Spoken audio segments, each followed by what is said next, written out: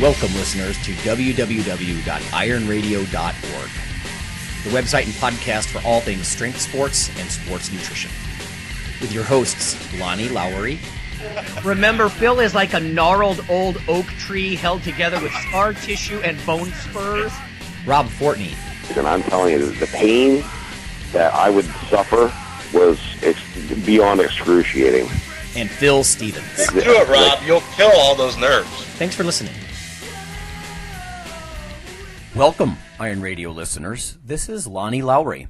I'm an exercise physiology and nutrition professor of about 20 years now, and I'm a former competitive bodybuilder. I'm going to run solo just for a little bit here in the beginning, covering some news and mail.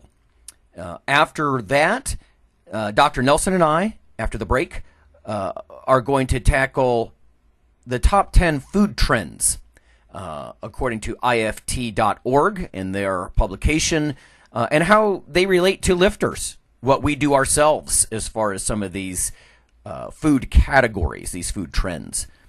But I digress. Let me get to a little bit of news and mail. Strength and muscle sport news. Let's start with the science news. This is through the Institute of Food Technologists, a new study in PLOS One, Public Library of Science One. This is Dr. David Neiman's group. Suggests that banana metabolites may inhibit COX-2 messenger RNA expression. Now, COX-2 is an enzyme that essentially leads to inflammation, and ibuprofen is often used by athletes. Phil and I use it ourselves to inhibit inflammation, joint and tendon kind of inflammation. So they were hoping, I think, that bananas might do something similar. It says the study, metabolic recovery from heavy exertion following banana compared to sugar beverage or water-only ingestion. Essentially took a look at this using a randomized crossover counterbalanced approach. So this is a very strong design. 20 cyclists basically did a 75-kilometer time trial with 2-week washouts in between them. So they're having these guys do this sort of stressful exercise. The night before, they fasted, but then they ingested one of the following: either a Cavendish banana, a mini yellow banana, a 6% sugar solution, or water only. The two bananas have similar carb content, but the mini yellow bananas have 63% more polyphenols, so sort of phytochemical, antioxidant type things. They took blood samples repeatedly at time 0, throughout the time trial, and then at about 1 and 2 days afterwards. The researchers found that consuming the Cavendish or mini yellow banana, there was a significant increase in 18 banana-derived metabolites, again, in the samples from the subjects, including serotonin and dopamine, which a lot of us know are feel-good neurotransmitters. The appearance of the metabolites coincided with a reduction in COX-2 messenger RNA expression.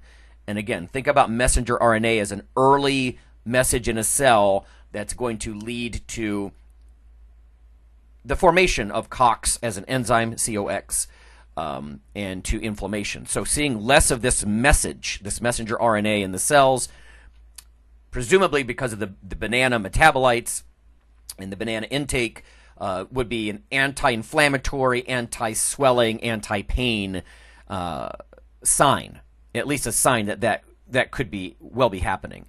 And again, so to reinforce that, it says a reduction in COX-2, COX-2, mRNA expression usually results, again, less inflammation, less swelling, less perception of pain. And there are also apparently some antioxidant functions that helped with immune cells. And then this piece finishes by saying ibuprofen is the number one drug taken by athletes to combat inflammation because of its effects on COX-2, etc. So very interesting stuff. I did pull the study, and it is, in fact, David Neiman and his group. And for their conclusions on the abstract, it says carb ingestion from bananas or a sugar beverage had a comparable influence in attenuating metabolic perturbations and inflammation following 75-kilometer cycling.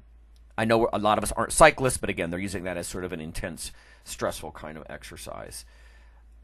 So I'm not convinced that there's anything super special about bananas, but yeah, if you're going to get the extra polyphenols and whatnot compared to just having a Gatorade, for example, not a bad idea. There's some interesting compounds in bananas that have been getting my attention for about 2 years. So, interesting stuff about bananas and recovery. All right, on to some mail. I just wanted to share a few cool things from JP Price, a big boy himself, cool guy, that led up to our interview with Marty and Captain Kirk. And then after we did that, just said some nice things I thought I would share in some mail. He says, thanks again, guys. I've gotten into the habit of listening to Iron Radio while I work. Great content and synergy. If I can recommend anything to you while interviewing these guys, dig as deep as you want. You won't be disappointed. They've commented on other podcasts that they've done and said that the host will ask a question but not follow up on any of the questions. But I know you guys will do great. Thank you, JP. And then afterwards, he says, you guys really nailed it. Marty and Kirk have so much info and experience to share. It's always rewarding to have guys like you pull it out of them for the public to enjoy. They don't make guys like this anymore. JP, I agree with that. They really don't. The Renaissance man kind of stuff. And listeners didn't hear it, but during the break, I referred to Marty as a bit of a curmudgeon. He's like, who are you calling a curmudgeon? And I said, listen, don't assume that that's a negative for me, right? I quite like that idea, that kind of guy who knows who he is. And, those guys were Renaissance men with their education and their physicality, all of the above. So part of me really likes that, right? Uncompromising, tell it like it is, kind of older dude. Anyway, we've been in talks with these guys about doing another episode in a couple of months because it went pretty well. And again, those are the kinds of guys who we really want to share their experience with younger listeners. And again, it's not that Kirk is that old. Kirk's just a little bit older than I am. Marty's a little bit older, being sort of the coach to Kirk, of course. But good stuff out of those guys, and we would love to have them back on. And we probably will. So thanks, JP, again. Cool stuff. We need to get you back on, brother, actually. Lastly, in mail, we also got an email from Grant. Grant's been on the show before, former biochemistry student, now in medical school. He was asking, and I'm going to paraphrase this because we actually lost the original audio of Dr. Nelson and I addressing this,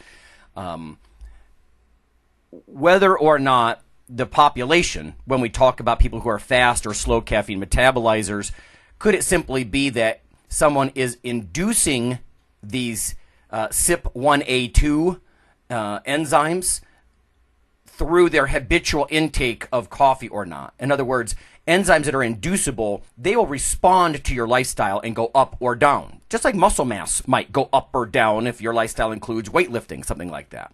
So if you're regularly consuming coffee, these enzymes get induced, sort of multiply, if you will, and they will help you break down that coffee more actively. So Grant's question was about that. Like, could we simply be looking at, if we say half the population are fast caffeine metabolizers, could that be they're just in an induced state, right? They've got the enzymes ramped up from their usual intake. Or could the slow metabolizers, which are purportedly about 10% of the population, maybe they're just caffeine naive and they're not drinking as much?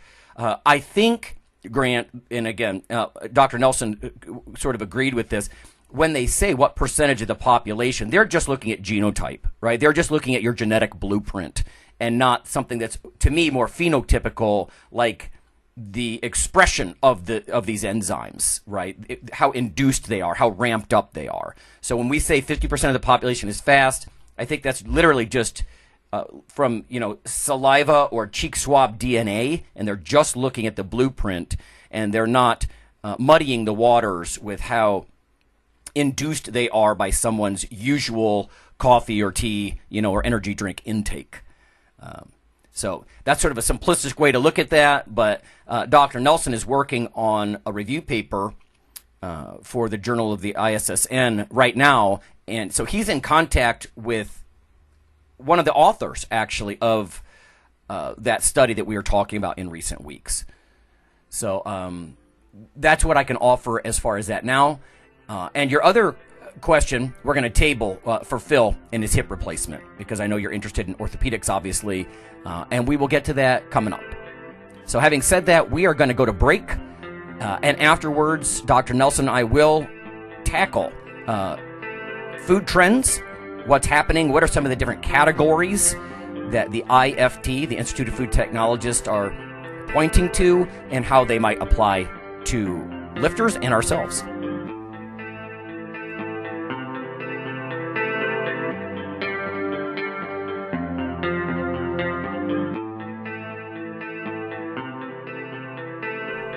Hey listeners, this is Dr. Lonnie Lowery. If you've ever had anyone critique you on your protein intake as part of your weightlifting lifestyle, oh, you poor meathead, all that extra protein is going to rot your kidneys or weaken your bones or dehydrate you or give you gout or who knows what. There is a book available. You could simply Google CRC Press and Lowery. And what I've done is reach out to experts all over the world and create a book, a single compendium that you can hold up and say, this is why I consume extra protein. This can be very valuable when you're being quote-unquote educated by various professionals on the topic. There's an enormous amount of literature in this book on the safety, the effectiveness, how protein works in cells, the history of protein and weight trainers, much more. So again, please check out CRC Press and Protein and Lowery. You can just Google that. And I do, full disclosure, I do make a small single-digit royalty on the book. But that's not why I did it. I did it so we can all have something, our particular population, to both defend what we do and to inform our nutrition and our eating. Thanks.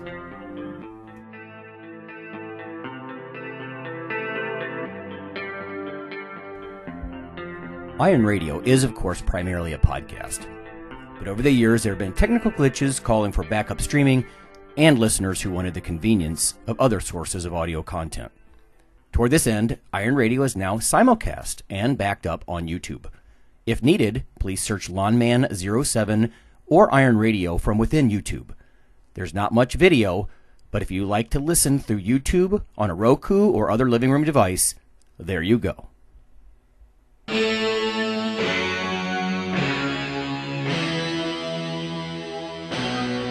Like your weekly fix of Iron Radio? In addition to being a popular institute on iTunes, we are also on email. Simply go to www.ironradio.org and sign up for the voluntary email. You'll get a once per week email, no more. That's little more than the show notes and a link to the audio. So go for it.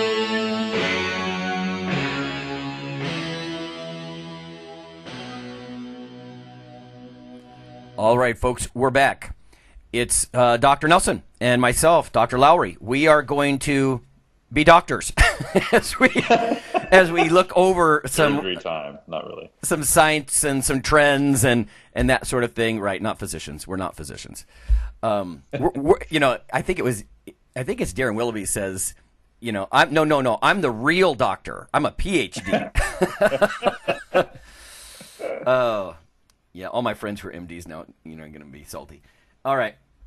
So I wanted to take a look at something that was in literally April 18, Food Technology magazine/journal. I'm not sure really what to call this publication. It's sort of a quasi-scientific, but very attractive for the lay consumer kind of magazine. And they have a cover story of top functional food trends. And there's 10 in here, and we're only going to talk about the top 3, maybe one other outside of this. So I thought what we would do is, of course, as we are wont to do, is apply this to lifters, right? Because everything that we do with fitness and nutrition, it has the common denominator, really, of, barbells. So the number one trend that they are mentioning here is instant nutrition. So let me offer you some facts, and then I got some questions for you, Dr. Mike. Says quick and easy ways to ensure a healthier lifestyle are in high demand. Things like functional snacks, nutrient-dense munchies, things of that nature. It says, like, sports nutrition and protein powders are projected to reach sales of $5.4 billion this coming year, up 6.6% in 2018. It says 2 in 5 adults skip breakfast in favor of just drinking a protein-rich meal replacement beverage. It says in 2017, 76% of adults use dietary supplements, which is an all-time high, according to Council for Responsible Nutrition 2017. They also include a graph here of some of the ingredients that people are seeking, presumably when it comes to some of these, instant nutrition types of issues. Number one that people sought as far as adding things to their diet, fiber. Number two was protein, and number 3 was vitamin D. So we're talking about right around 60% of people, of consumers, adding fiber, protein, and vitamin D. To me, that's the kind of thing we've talked about for ages, and it's almost like the Gen Pop is finally taking a hint from what maybe lifters have sought for the longest time, the connection with vitamin D and strength maybe, or testosterone, even if it's not, universal, or the protein focus, the fiber. Quite a ways down the list, we have omega-3 and fish oil. 2, 3, 4, 5, 6. So like right around number 10. So that's also a common thing that we do as lifters. But so my questions for you, Mike, in this instant nutrition category, do you see this? And if so, how? I think so. I mean, a lot of people I work with, like breakfast tends to be, I think, one of the harder ones, and people tend to grab something that's the easiest. So like one thing I do, and I'm actually drinking it right now, I got it from my buddy Mike Bledsoe, is just making this like super smoothie. I know John Berardi had a lot of stuff like that on that I stole a lot of stuff from him too. And I'll add fiber, I'll add some other components to it in the morning. Yeah. And a lot of times I've noticed lately when I'm writing nutrition plans for clients and just advising them, I'll look to see what they normally have for breakfast. And if it's like a shake or a bar or something like that, I'm probably going to try to stay with that, because that usually tells me that they're just throwing something in and running out the door. So I think that's probably a pretty good trend. People are trying to get more protein, trying to get more fiber. Maybe the next trend will be trying to add more micronutrition to it. But yeah, I think that's pretty common. Yeah.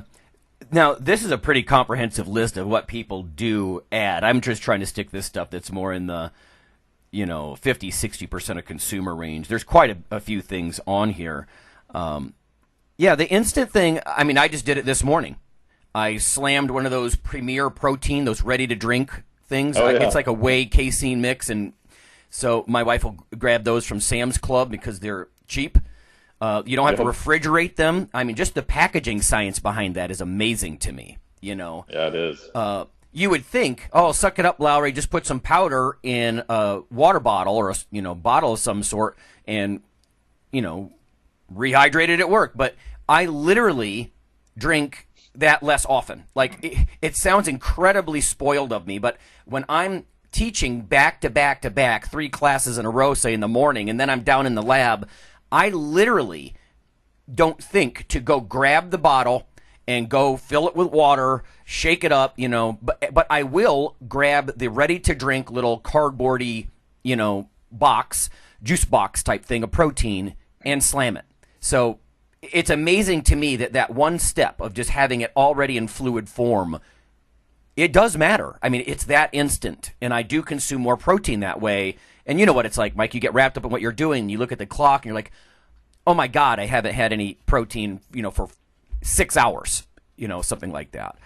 And so, yeah, we both did some work for a company in the past, and they sent us there's a 40 grams of protein in a little Tetra Pak, and same idea, right? You didn't need to refrigerate it, and the same idea. I thought at first, I'm like, this is the stupidest idea. I'm like, who doesn't really have time to add water to their protein? Right. And what I found was, especially doing my PhD and working and everything else, is like, holy crap, that's actually, I used it way more than I thought I would. Yeah, I did too, I admit.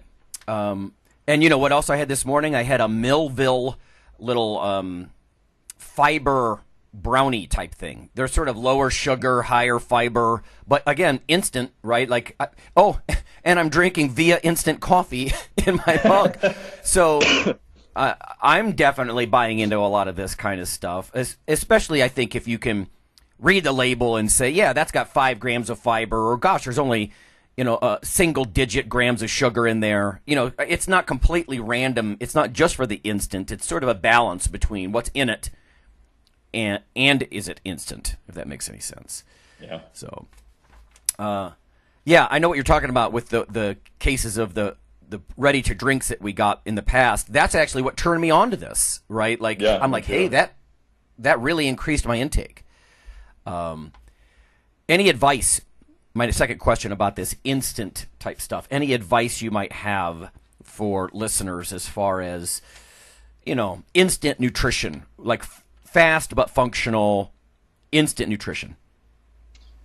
Yeah, I have people either mix it up sometimes the night before, or like if I'm making a little bit more complicated smoothie that has a few more ingredients, and I'm putting in protein and creatine, and I've been using a lot more mushroom extracts and things of that nature lately. Mm-hmm. When I'm mixing it up in the mornings, like sometimes on a weekend, I'll take the dry ingredients and put them in another container and have them already pre-mixed, so that I don't have to go back into 4 or 5 different containers. And because they're dry, they just keep really well. So I'll take an extra container and put that in there. So I get up in the morning, I literally just have to dump that with some frozen berries into the blender and turn it on, and I'm good to go. So I found that even by taking the dry ingredients and having them pre-combined, that was good. And then even trying to do that the night before, so I wake up and it's already done and in the fridge and in a sealed container, so I just grab that and go.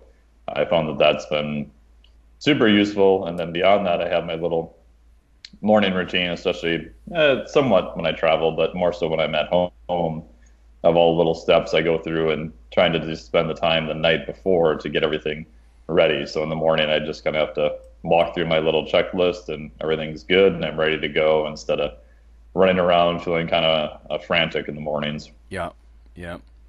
It does say here, sales of functional snacks are projected to reach $8.5 billion by 2020, up 11% per year. So it continues to climb. And again, the snack category, the instant category. And it says 6 in 10 want snacks that deliver health benefits beyond nutrition. And I find that almost odd.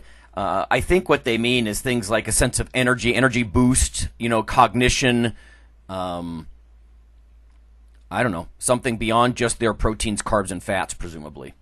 Some micronutrients or phytochemicals, maybe, that kind of thing. So, okay, so that was the first one, which was instant. The next category, I think, is very similar, but again, with the Gen Pop borrowing a page from our playbook, fit consumers. It says there's a new demographic of consumers who incorporate exercise into their daily routine, and they are driving the $42 billion sports nutrition sector. It says, ironically, those age 65 and older are the most likely to include exercise and therefore nutrition products as support of this as part of their lifestyle, with 55% making that claim, again, that they are likely to include exercise in their daily lives, versus just 38% of those aged 18 to 34, according to Mintel. And here's a reference. Anyway, so, yeah, fastest growth, it looks like, or the most reporting, are actually the older guys and gals, not necessarily millennial type age. What are they doing? It says number one form of activity, walking.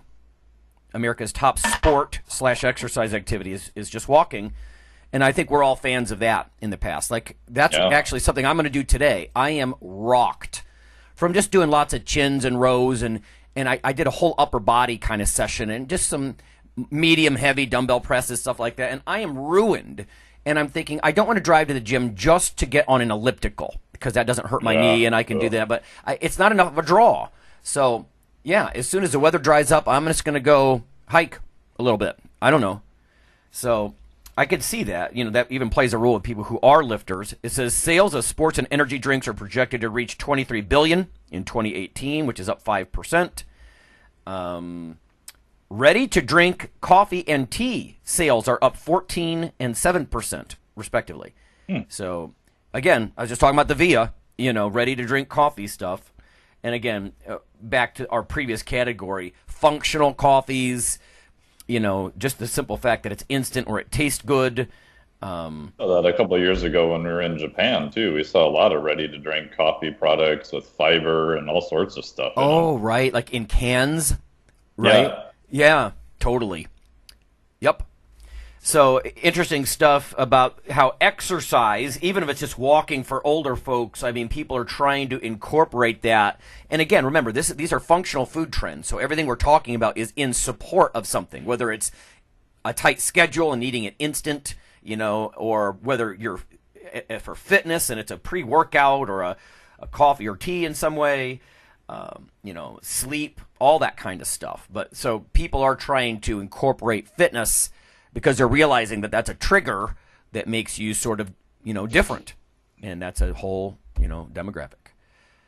I guess the same questions with that, Mike. I mean, obviously you see this with your clients, like exercise is part of this. They're not coming to you. I don't know. Do you have people come to you just for diet or is it always exercise related? It's pretty much both because in general, I rarely do nutrition only or I rarely do training only. Yeah. And the only times I really do that is if I know the other person they're working with or the person themselves I know is like super capable in those areas. Because it never fails. Like it's usually body comp and performance related. When they're like, I need help with training. And you look at the nutrition, it's a disaster. But, they don't think that's the problem and vice versa. Yeah. So I do that with a few people, but most of the time it's both of them. It does make a lot of sense. I mean, things like carbohydrate intake, to me, how do you separate that from how physically active you are? Right. The amount of grams of carbohydrates you're going to have every day and when you consume them maybe as well is, it's going to be related to, are you lifting, bro? Yeah. So the other question, just the same two questions for each one of these categories. Any advice along these lines? So for fitness consumers, I mean, because this is what you do, we could do multiple episodes on this, but I don't know, maybe a tidbit as far as advice for fit consumers and what they should be seeking as far as food products to support their lifestyle.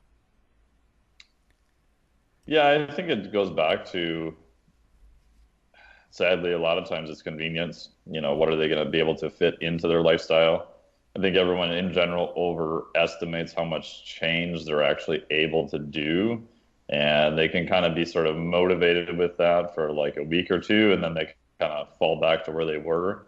So I like trying to do a little bit smaller changes, especially if they're, super into it at first. I'll probably give them more than what they need and explain to them, here's the main things that we're tracking you on. So at the end of each program, I have a little compliance sheet, and I may only have 1, 2, 3, or 4 items on there, but I may give them everything else they need from, kind of a complete meal plan, macros, lifestyle, HRV, walking, all that other kind of stuff. So if they want to go above and beyond, they can. They've got all the information. But I'm really hyper-focused on, okay, here's kind of your top 1 to 3 things I really want you to focus on so that they kind of stay on track and they can keep doing it sustainable. And I think that's what I found over time is the biggest thing. Everyone does great for a couple weeks. And then, month 2, month 3, month 6, you have to make it something that's a smaller change that's also sustainable. Yep. Which, as we talked about, comes back to, things that kind of make their life a little bit easier. You're expecting them to cook a 5-course meal every day. That's just not going to happen for most people. Right. Now, also in this, interesting to me, in this fitness consumers category of functional food trends, it says 8 in 10 millennials and 67% of Gen Xers and boomers believe that food impacts their energy and mental clarity. 70% of consumers want more foods and beverages to help with brain health. It says brain health / cognition / alertness top the list of the biggest new opportunities for targeted nutrition products in a 2017 survey of nutraceutical manufacturers. So that's Polito 2017. So do you think that's kind of the overlap of the energy trend is now people are more worried about brain fog and all these other things, that it's just kind of a progression from that, perhaps? Yeah. No. Yes, I do. When I'm looking at this category as a whole, there's a lot of discussion about caffeine, about energy drinks, about, well, caffeine in almost anything. There's sparkling waters with caffeine. Yeah. You know, there's gum. And you're right. I think it's almost like the sweetener versus artificial sweetener versus sugar trend. We're going to talk about this in just a moment.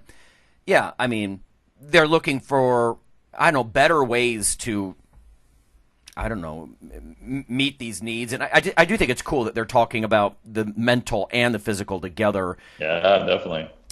It does say 2/3 of consumers are looking for foods and beverages to help build their physical strength and muscle, according to FMI 2016. And again, there's too many references here in this article. I would just point everybody to the, again, it's the top functional food trends, top 10 functional food trends from Food Technology magazine, IFT.org. So you could go dig on this kind of stuff. But it says only 30% of those aged 18 to 34 meet the NIH guidelines for muscle strengthening activities. So this demographic of the people who incorporate fitness, obviously they're more interested in the building muscle and then cognition as well. And Mike, I think you and I are probably in agreement with this. I think a lot of lifters, they want to self-actualize and improve both mind and body. You know, they don't, it's not just, they don't want to fall into this stereotype of just being sort of the big, dumb, slow lifter. They want to actually, they're very excited by the enhancement and improvement, I think physical and mental, you know, so it's interesting. Again, they lump that all into the fitness category. So, number 3, because I know you need to get going here. This is a fun one though. Role reversals. It says after decades of nutritional villains, for example, like butter, a lot of this stuff is back in dietary vogue, partly driven by trends like keto and paleo, and I'm sure you can, identify that. The paleo effects right now as we record. There you go, right? Coconut oil in your coffee and things like that. Like, most dietitians I know would say, "Oh, that's saturated fat. You can't do that." Well, it's 60% MCT. You got to kind of think a little deeper than just the fact that it's a saturated fat, I think. But here's some numbers. Whole milk sales jumped 4%, up to 4.8 billion as of November 5th, 2017. Volume growth for fat-free cheeses fell 18% in 2017. So again, people are embracing things like whole milk and butter and stepping away from the fat-free, low-fat stuff. It says nearly half of adults now believe that unprocessed meat is good for your health, according to Nielsen, 2017. Oh. Only 17% say that plant-based proteins offer superior nutritional value. Well, that's accurate. Yeah. I don't know. Right. That's, plant proteins tend to be incomplete. I don't know. They're missing essential amino acids. What? So that's correct. Pictures of that are complete, and the dose you need is about twice that away. So yes, yeah. There's plenty of papers on soy and peanut, just not doing what a dairy protein would do, for example. For muscle protein synthesis, and there's some pictures in here of instant products that include egg as well. I didn't see a lot of stuff on eggs in here, but those are the other ones, right? Eggs also get, over the decades, and you know this as well as I do, demonized by some studies saying it's like smoking X number of cigarettes a day, just to eat eggs. It's absurd. That is absurd to me. Especially if you can get free range eggs, or some of them have more vitamin D or some omega-3 fats in them. So yeah, I think this is a neat trend, this role reversal trend, where people are embracing certain saturated fats or unprocessed meats, and they're not spending a lot of extra money on the fat-free stuff because so often that has weird emulsifiers in it, like carboxymethylcellulose and the gums and they're just maybe steering away from weird processed low-fat things and just eating some fat. Any thoughts you have about that? Like you said, you are actually at a paleo meeting. Yeah. So.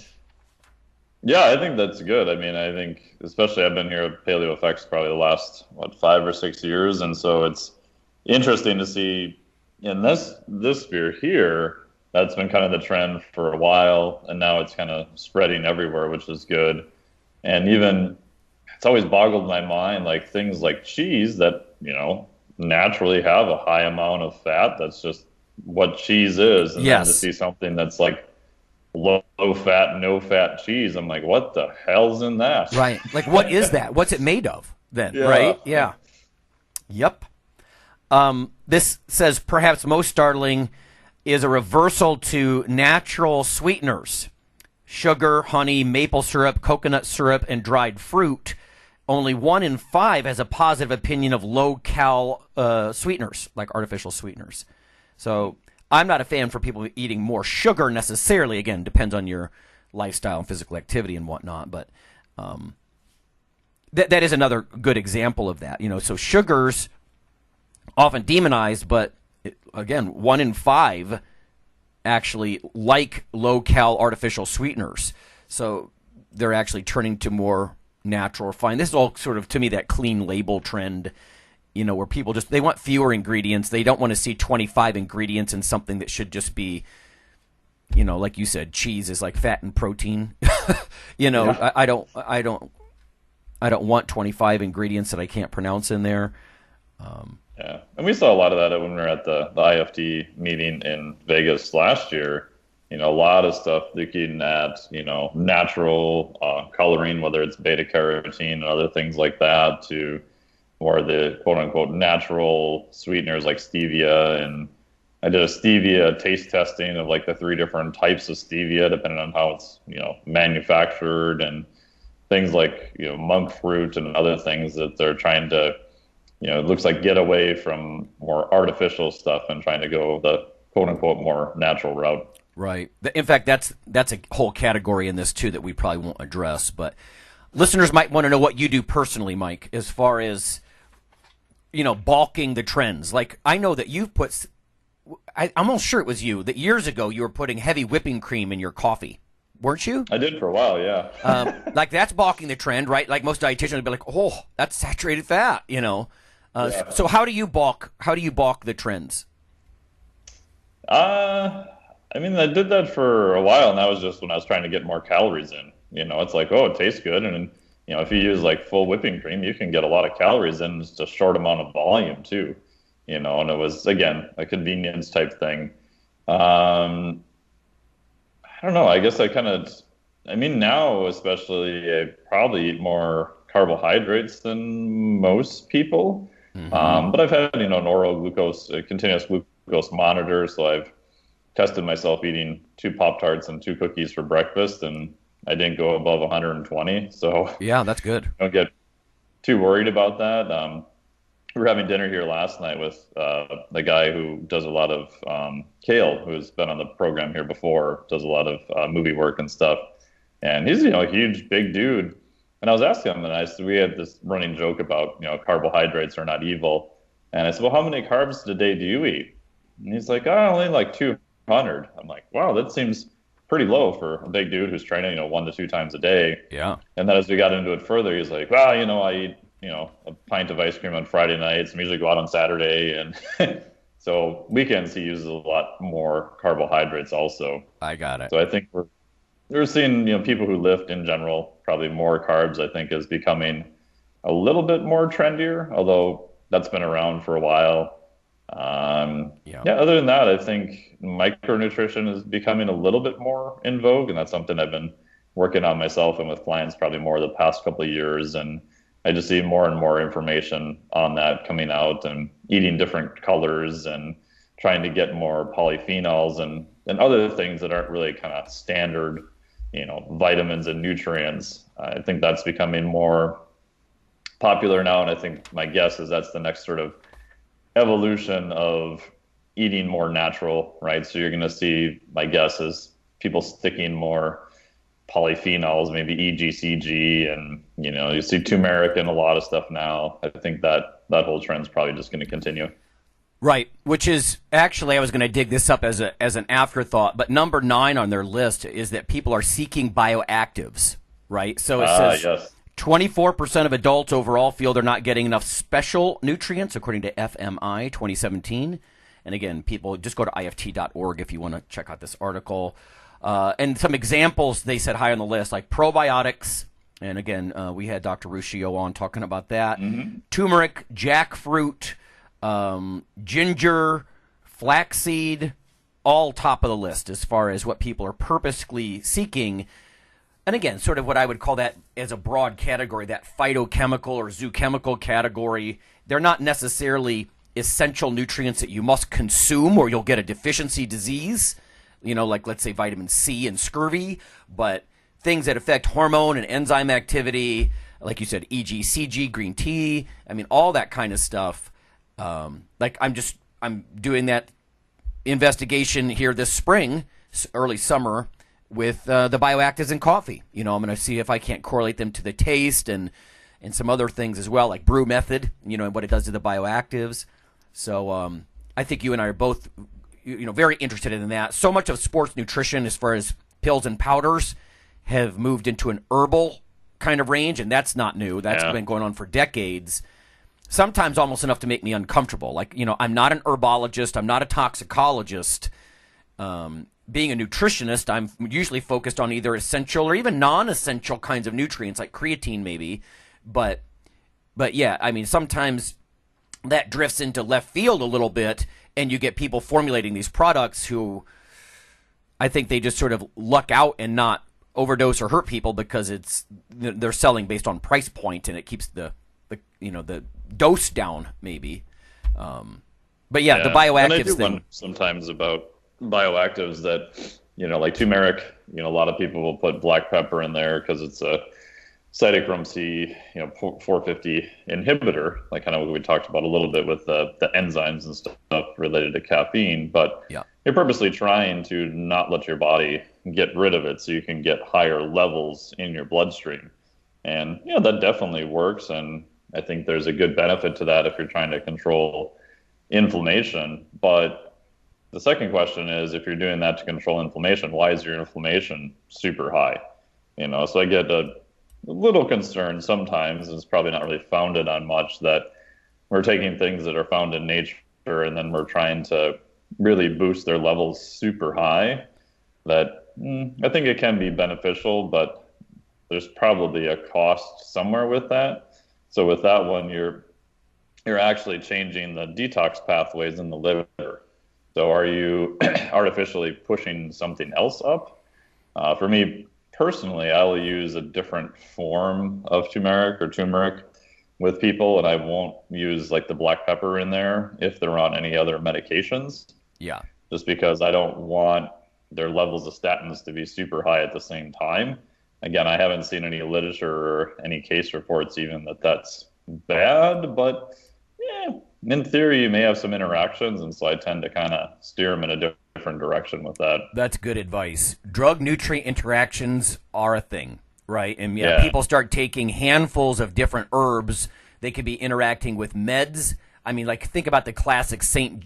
John's wort and antidepressant meds. That's just a no, And then, you're right. There's lots of examples of that. Like, one of the things that we're going to actually present probably in the coming year is how women tend to get more out of a cup of coffee than men, especially if they're on birth control. Because, again, we're back to those P450 enzymes. They're busy breaking down the estrogen, so the women get higher caffeine concentrations in their blood from the coffee, right? So it's interesting how these interactions work. And when I personally, if I take something like curcumin or something like that, or I want to take whatever kind of, if I get into the herbal extract stuff, I try to separate them as much as I can. I mean, I know that with half-lives and whatnot, I'm sure there's some overlap in what's in my bloodstream and, that kind of stuff. But yeah, keeping in mind that some things, everything is not a synergistic, positive, complementary interaction. Sometimes things interact in a bad way. And if you're on a ton of stuff, like I'm sure Phil would be like, well, just don't take it, because he's so straightforward with how he does that, almost gentleman's farm, make it yourself kind of stuff. But as we wind down then, just very quickly, Mike, you personally, I mean, knowing that this may not apply to other people because of their inflammatory state or their genetics or whatever, any examples of what you've been pursuing as far as bioactives? I know you're up on the mushrooms and stuff. Yeah, I guess probably the main one I've been using lately is just more mushroom extracts. I like reishi is probably the main one I've used, especially if it's periods of more higher stress. So when I was in South Padre, Texas, I didn't really use it that much other than maybe a couple times a week. And then traveling here to Austin for Paleo Effects, and then we're traveling again for the Fitness Summit the following weekend. I'll probably use it a little bit more now just because I know my body's going to be under a little bit more stress, and sleeping and training is not going to be the same for the next couple of days. That seems to help. So I like those quite a bit. I played around a little bit with a Pau de Arco tea, which is supposed to have some kind of antiviral properties to it. Yeah, the research I can find on that is kind of split, but it's pretty inexpensive, doesn't taste too bad, so you can just make it as a tea, loose leaf tea. And then another one I got that I'm actually following up with the company here is they make a powdered tea that's like an instant tea, and it appears to be just tea and maybe a little bit of stevia, or I'm not sure if they use much sweetener. And the nice part is they're in little self-contained little serving sizes, and you can just add it directly to hot water. So if people are familiar kind of with like a matcha tea, so kind of a powdered instant tea. Mm-hmm. So I'm following up to get more information from them while I'm here. But that seems like kind of a cool product if we go back to things that are easy for people to add. I just threw a bunch of them in my bag and been playing around with them as I'm wandering around here. And just like kind of the Starbucks the Via concept, it's similar idea but applied to tea. So that may be something cool where you can add it to smoothie, or you can just get hot water and add it to it and use it as an actual tea also. Yeah. Well, according to the article, right, coffee and tea, like instant type things, up 14% and 7% respectively. So that's going to be a category. And you're right, that micro ground, like matcha, that's a good example. Like matcha is more just like micro ground, tea, as opposed to what we might think instant tea here in the United States, which is sugar usually and pretty junk. horrible. Yeah, right, which is junk. So, all right, everyone. I know Mike needs to jet. He's off at another conference, of course, and we're going to wrap that up for this week, and we'll see you next time. Go home. See you guys.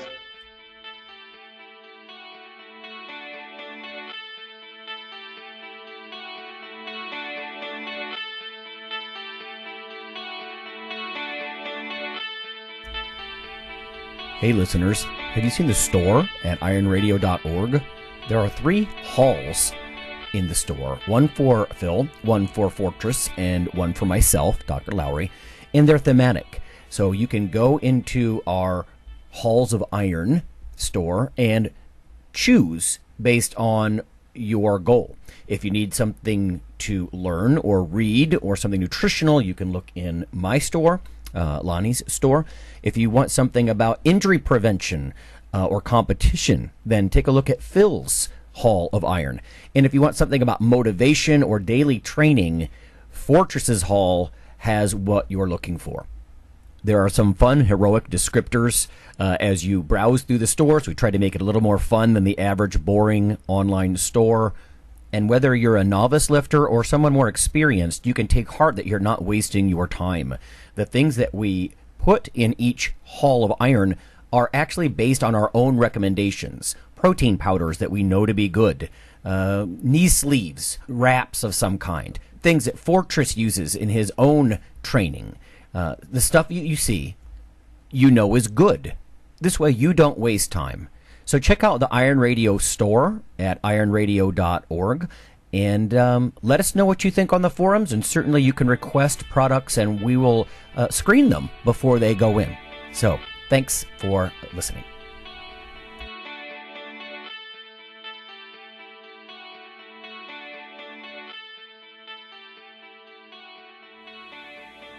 Iron Radio is accepting donations. If you like what we do, the professors, the scientists, the bodybuilding show promoters, the athletes themselves in powerlifting and bodybuilding, please consider making a donation or maybe buying something from the ironradio.org store. We also are accepting supporting members. So for $4 a month, which is frankly less than the bank sneaks out of your account in fees, you can step up and support a form of sort of public radio for the bodybuilding and powerlifting and strength community. The Iron Radio podcast and all of the audio on ironradio.org is for informational purposes only. If you're interested in starting a diet or exercise program, it's important to check with your physician. Also seek the help of registered dietitians, athletic trainers, and qualified exercise physiologists in order to make the progress that you need.